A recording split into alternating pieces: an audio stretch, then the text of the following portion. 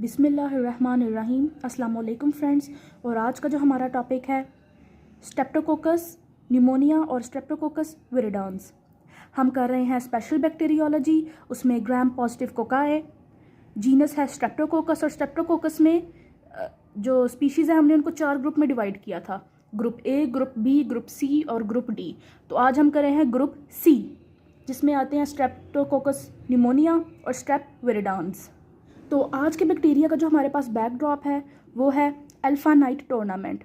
Alpha इसलिए क्योंकि ये दोनों अल्फ़ा हेमोलिसिस करते हैं, यानी इसका मतलब ये है कि अगर हम इनको ब्लड आगर पे ग्रो करवाएंगे तो ये आरबीसीज़ की अल्फ़ा हेमोलिसिस करेंगे। अल्फ़ा हेमोलिसिस यानी पार्शल हेमोलिसिस।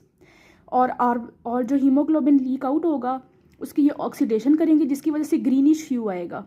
इसलिए यहाँ पे जो अल्फ़ा है वो ग्रीन कलर में लिखा हुआ है। ये इन दोनों का कॉमन फीचर था। अब हम आ जाते हैं स्ट्रेप न्यूमो पे, जो कि रिप्रेजेंट हुआ है इस नाइट से, जो कि हॉर्स पे बैठा हुआ है। और उसके बाद हम करेंगे स्ट्रेप विरिडांस, जो कि रिप्रेजेंट हुआ है इस जस्टर से, जो कि एक डोंकी को राइड कर रहा है। अब सबसे पहले स्ट्रेप न्यूमो। अब यहाँ पे हमारे पास जो स्ट्रेप न्यूमो का नाइट है उसने आर्मर पहना हुआ है, वो पूरी तरह कैप्सुलेटेड है। तो इसका मतलब है कि जो स्ट्रेप न्यूमो है वो एनकैप्सुलेटेड बैक्टीरिया है। अब वैसे तो ये आर्मर्ड है, लेकिन इसकी बॉडी का एक पार्ट एक्सपोज है जो कि उसकी चिन है। और चिन से याद रखना है आपने ऑप्टोचिन। ऑप्टोचिन एक केमिकल है जो कि इस बैक्टीरिया को डिस्ट्रॉय कर देता है, इसकी लिसिस कर देता है।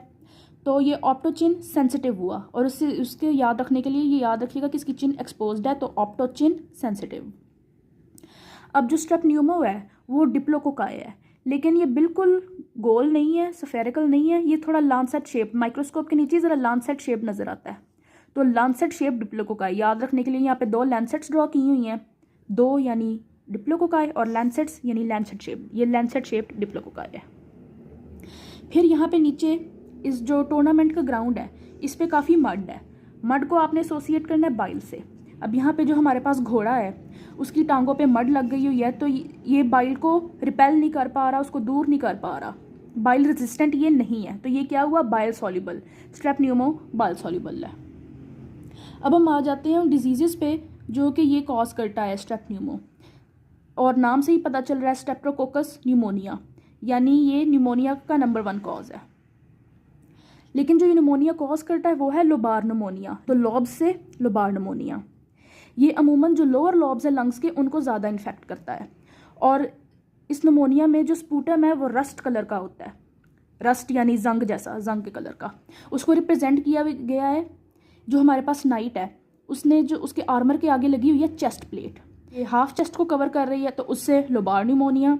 और क्योंकि ये रस्ट कलर की चेस्ट प्लेट है तो उससे रस्ट कलर का स्पूटम। मज़ीद डिजीज़ जो स्ट्रेप न्यूमो कॉज करता है उसके लिए एक न्यूमोनिक है मॉप्स, MOPS मॉप्स। और उसको रिप्रेजेंट किया गया है इस स्क्वायर से जिसने हाथ में मॉप पकड़ा हुआ है। मॉप्स का MOPS, M से मेनिंजाइटिस, O से ओटाइटिस मीडिया, P से न्यूमोनिया और S से साइनोसाइटिस। और ये जो इन चारों हैं उनका नंबर 1 कॉज है। और नंबर 1 को याद रखने के लिए मैंने यहाँ पे हमारे जो स्पेक्टेटर्स हैं उनको नंबर 1 का साइन बोर्ड दे दिया। इन डिजीज़ के अलावा अब हमारे जो मोस्टली एस्प्लेनेक्टमी के पेशेंट्स होते हैं या जिनको सिकल सेल डिजीज़ होती है, क्योंकि सिकल सेल डिजीज़ भी जो है स्प्लीन को इफेक्ट करती है, उसमें हमारे पास चांसेस हैं कि ये कॉज कर सके सेप्टिसीमिया। सेप्टिसीमिया वो इसलिए कॉज कर सकती है क्योंकि स्प्लीन हमारे पास बॉडी में मेजर ऑर्गन है जो कि रिस्पॉन्सिबल है कि इनकैप्सुलेटेड ऑर्गेनिजम्स को बॉडी से रिमूव करे। और अगर जब स्प्लीन ही हमारे पास निकाल दी जाएगी या फिर सिकल सेल डिजीज़ की वजह से डैमेज हो जाएगी तो माइक्रो ऑर्गेनिज्म बॉडी से रिमूव नहीं हो पाएगा, और एज अ रिज़ल्ट हमारे पास सेप्टिसीमिया हो सकता है, सेप्टिक शॉक कॉज हो सकता है। और उसको याद रखने के लिए यहाँ पे हमारे पास नाइट को एक सिकल दी गई है, तो सिकल से सिकल सेल डिजीज़ या सिकल सेल डिजीज़ एसोसिएटेड एस्प्लीनिया जो कि कॉज कर सकती है, प्रीडिस्पोज कर सकती है सेप्टिसीमिया को। नेक्स्ट हम आ जाते हैं स्ट्रेप न्यूमो के ट्रीटमेंट के पे। ट्रीटमेंट के लिए जो हमारे पास मेन ड्रग ऑफ चॉइस है वो है एजिथ्रोमाइसिन। एजिथ्रोमाइसिन जो है वो क्योंकि मैक्रोलाइड ग्रुप ऑफ ड्रग को बिलोंग करती है, तो उस मैक्रोलाइड्स का जो सिंबल है वो ये क्रो है और ये रिकरिंग सिंबल है। आगे वीडियोस में भी यही वाला सिंबल आएगा। सेकंड जो हमारे पास ड्रग ऑफ चॉइस है वो है सेफ्ट्राएक्सोन। सेफ्ट्राएक्सोन सुनने में ऐसे ही लगता है ट्राई एक्स, 3 एक्सिस, तो उसके लिए यहाँ पे 3 एक्सिस का जो है सिंबल बना हुआ है झंडे के ऊपर, तो तो उससे याद रखना है सेफ्ट्राएक्सोन। ये इनकी ट्रीटमेंट थी, लेकिन इनकी प्रिवेंशन के लिए वैक्सीन भी दी जाती है। अब वैक्सीन जो है एडल्ट्स के लिए वैक्सीन डिफरेंट है और चिल्ड्रन के लिए जो वैक्सीन है वो डिफरेंट है। एडल्ट्स के लिए जो वैक्सीन है वो 23 वैलेंट पॉलीसेकेराइड वैक्सीन है, चिल्ड्रन के लिए 7 वैलेंट पॉलीसेकेराइड वैक्सीन है, लेकिन ये वैक्सीन जो है कॉन्जुगेटेड है एक प्रोटीन को। अब इससे फ़र्क क्या पड़ता है, जो एडल्ट की वैक्सीन्स हैं 23 वैलेंट पॉलीसेकेराइड, वो जाके बॉडी में IgM एंटीबॉडी जो है प्रोड्यूस करवाती है, IgM इम्यून रिस्पॉन्स आता है, लेकिन ये T सेल्स को एक्टिवेट नहीं कर पाता। IgM रिस्पॉन्स ही प्रोड्यूस होता है और ये रिस्पॉन्स इतना ज़्यादा स्ट्रॉन्ग नहीं होता। लेकिन चिल्ड्रन में जो 7 valent polysaccharide vaccine conjugated to a protein है वो जाके T सेल रिस्पॉन्स प्रोड्यूस करवाती है, जिसकी वजह से IgG एंटीबॉडीज़ बनती हैं। अब ये सारा जो डिस्क्रिप्शन है ये याद रखने की ज़रूरत नहीं है, सिर्फ इतना याद आपको रखने की ज़रूरत है कि एडल्ट्स को जो वैक्सीन दी जाती है वो IgM एंटीबॉडी रिस्पॉन्स प्रोड्यूस करती है और जो चिल्ड्रन को वैक्सीन दी जाती है वो IgG एंटीबॉडी रिस्पॉन्स प्रोड्यूस करती है। अब इसको याद कैसे रखना है, उसके लिए यहाँ पे साइन बोर्ड बना हुआ है और यहाँ पे उस साइन बोर्ड पे लिखा हुआ है कि जो एडल्ट्स है वो ऊपर मेज़ानीन पे जाके बैठें और चिल्ड्रन जो है वो नीचे ग्राउंड सीटिंग है उधर जाके बैठें। तो ये था हमारा सारा स्ट्रेप न्यूमो। अच्छा, एक बात रह गई और वो ये कि जो स्ट्रेप न्यूमो है उसके पास एक और विरुलेंस फैक्टर होता है अपने पॉलीसेकेराइड कैप्सूल के अलावा, वो है IgA प्रोटीएज।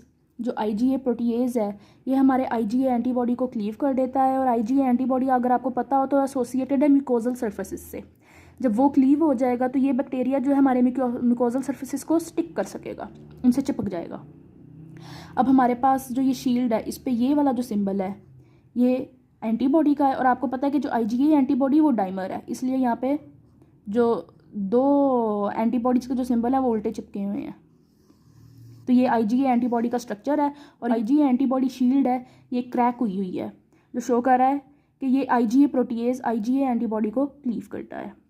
अब हम आ जाते हैं विरिडांस पे, स्ट्रेप विरिडांस, जिसको रिप्रेजेंट किया गया है इस जस्टर से जो कि डोंकी को राइड कर रहा है। जो स्ट्रेप विरिडांस है उसने आर्मर नहीं पहना हुआ इस जस्टर ने, तो ये नॉन एनकैप्सुलेटेड बैक्टीरिया है, जबकि स्ट्रेप न्यूमो यहाँ पे हमारे पास एनकैप्सुलेटेड था। फिर इसने बाइल रेजिस्टेंट बूट्स पहने हुए हैं जो कि इसको इस मड यानी बाइल से बचा रहे हैं, जबकि यहाँ पे हमारे पास स्ट्रेप न्यूमो जो है वो बाइल सॉल्युबल था। फिर इसका जो फेस है उसको मास्क ने प्रोटेक्ट किया हुआ है, ख़ास तौर पे उसकी चिन को, जो कि बड़ा एग्जैजरेटेड किस्म का मास्क है जो कि उसकी चिन को प्रोटेक्ट कर रहा है। तो ये ऑप्टोचिन रेजिस्टेंट है, जबकि स्ट्रेप न्यूमो हमारे पास ऑप्टोचिन सेंसिटिव था। अब स्ट्रेप विरिडांस जो है इस ग्रुप में हमारे पास स्ट्रेप म्यूटान्स और स्ट्रेप सैंग्विनस ये 2 भी आते हैं। अब ये मोस्टली किस लिए रिस्पॉन्सिबल है, ये रिस्पॉन्सिबल है डेंटल केरीज के लिए, और डेंटल केरीज को रिप्रेजेंट किया गया है डोंकी के इन एग्जैजरेटेड टीथ से जो कि येलो और फाउल टीथ लग रहे हैं। इसके अलावा ये कॉज कर सकते हैं endocarditis of already damaged heart valves. अब इसके सिंबल्स पर जाने से पहले मैं इसका सारा मैकेनिज्म आपको एक दफ़ा समझाती हूँ। होता क्या है कि अगर जो हमारे पास स्ट्रेप सैंग्विनस है स्पेसिफिकली, अगर उसने डेंटल केरीज कॉज किया और इन डेंटल केरीज को ट्रीट नहीं किया गया तो ये यहाँ से ब्लड में चला जाएगा और ब्लड में जाने की वजह से ट्रांसिएंट बैक्टीरियमिया हो जाएगा। बैक्टीरियमिया का मतलब अगर आपको नहीं पता तो मतलब ये है कि बैक्टीरिया ब्लड में चला जाएगा। बैक्टीरियमिया होने की वजह से ये ब्लड में ट्रैवल करता करता हार्ट तक पहुँचेगा। अब क्योंकि हमने कहा है कि ये एंडोकार्डाइटिस करता है ऑलरेडी डैमेज्ड हार्ट वॉल्व्स का, अगर हार्ट वॉल्व्स प्रॉपर हैं तो उनको ये नहीं करेगा इफेक्ट, लेकिन अगर हार्ट वॉल्व्स ऑलरेडी डैमेज्ड हैं, वो भी स्पेसिफिकली माइट्रल वॉल्व इसलिए क्योंकि मोस्टली पॉपुलेशन में जो डैमेज होती है हार्ट वॉल्व वो माइट्रल वॉल्व है। अब क्योंकि अगर माइट्रल वॉल्व पहले से ही डैमेज हुआ है तो डैमेज टिश्यू पे आपको पता है वहाँ पे थोड़ी सी ब्लड क्लॉटिंग भी होती है, तो वहाँ पे थोड़ी उस क्लॉट में प्लेटलेट्स भी प्रेजेंट हो गए, तो ये जाके उन प्लेटलेट्स को एडहेयर करता है। एडहेयर कैसे करता है, ये बनाता है डेक्स्ट्रांस की मदद से उन प्लेटलेट्स को एडहेयर करता है, और वो क्योंकि क्लॉट जो है वो बना हुआ है माइट्रल वॉल्व के टिश्यू पे, तो ये जाके माइट्रल वॉल्व को भी इफेक्ट करेगा, उसकी इन्फ्लेमेशन करेगा, तो एंडोकार्डाइटिस हो जाएगा। अब इसको रिप्रेजेंट किया गया है कि यहाँ पे जस्टर ने हैट पहनी हुई है, और हमने पहले भी एक वीडियो में जिक्र किया था स्ट्रेप पायोजेनस की वीडियो में कि इस टाइप की हैट को माइटर हैट कहते हैं, जो कि अमूमन पॉप्स पहनते हैं। तो माइटर हैट से माइट्रल वॉल्व, और माइट्रल वॉल्व अगर ये देखें तो यहाँ पे जो इसकी माइटर हैट है वो थोड़ी सी डैमेज्ड आपको नज़र आ रही है, जिस तरह यहाँ से टूटी हुई है, यहाँ से थोड़ी हैट जो है वो ख़राब हुई हुई है, फटी हुई है। तो ये ऑलरेडी डैमेज्ड माइट्रल वॉल्व जो है उसको इफेक्ट कर रहा है और एंडोकार्डाइटिस कॉज कर रहा है। कैसे कर रहा है कि यहाँ पे जो है इसने जो ये प्लेटलेट्स को जाके चिपक जाता है। अब यहाँ पे जो हमारे पास जेस्टर है उसके पास नाइट की तरह शील्ड नहीं है, बल्कि उसने सिर्फ एक प्लेट से काम चला लिया क्योंकि वो बड़ा कॉन्फिडेंट है। तो ये जाके बैक्टीरिया जो है प्लेटलेट्स को चिपकता है, और चिपकता कैसे है? डेक्स्ट्रांस की मदद से। डेक्स्ट्रांस को याद रखें, डेक ऑफ कार्ड्स, इसने हाथ में डेक ऑफ कार्ड्स पकड़े हुए हैं, तो डेक से डेक्स्ट्रांस, ये जाकर डेक्स्ट्रांस की मदद से प्लेटलेट्स को एडहेयर करता है और इस तरह हमारे पास एंडोकार्डाइटिस कॉज करता है। तो ये था हमारे पास स्ट्रेप विरिडॉन्स। अब हम एक दफ़ा इस सारे का ओवरव्यू कर लेते हैं। तो ये दोनों बैक्टीरिया अल्फा हेमोलिसिस कॉज करते हैं। जो हमारे पास स्ट्रेप न्यूमो है, स्ट्रेप न्यूमो एनकैप्सुलेटेड है, ऑप्टोचिन सेंसिटिव है, Lancet shaped diplococci, under microscope नज़र आता है, बाइल सॉल्यूबल है। ये कॉज करता है लुबार न्यूमोनिया, और इसमें हमारे पास रस्ट कलर का स्प्यूटम है, आता है नज़र। उसके अलावा ये और भी बीमारियां कॉज करता है जिनका निमोनिक है mops, meningitis, otitis media, pneumonia, sinusitis. और एस्प्लेनेक्टमी या सिकल सेल डिजीज़ के जो पेशेंट्स हैं उनमें ये सेप्टिसीमिया को प्रीडिस्पोज करता है। इसकी ट्रीटमेंट के लिए है एरिथ्रोमाइसिन जो कि मैक्रोलाइड ग्रुप से बिलोंग करता है, और सेफ्ट्राएक्सोन। वैक्सीनेशन के लिए एडल्ट्स की जो वैक्सीन है वो IgM रिस्पॉन्स प्रोड्यूस करती है, चिल्ड्रन की वैक्सीन IgG रिस्पॉन्स प्रोड्यूस करती है। अब आ जाते हैं स्ट्रेप विरिडॉन्स पे। ये नॉन एनकैप्सुलेटेड है, ऑप्टोचिन रेजिस्टेंट है, बाइल रेजिस्टेंट है, डेंटल केरीज कॉज करता है, ऑलरेडी डैमेज्ड माइट्रल वॉल्व में एंडोकार्डाइटिस कॉज करता है। किस तरह? By adhering to platelets with the help of dextrans. तो ये था ग्रुप C स्ट्रेप्टोकोकाई, जिसमें आता है स्ट्रेप न्यूमो और स्ट्रेप विरिडॉन्स। Thank you.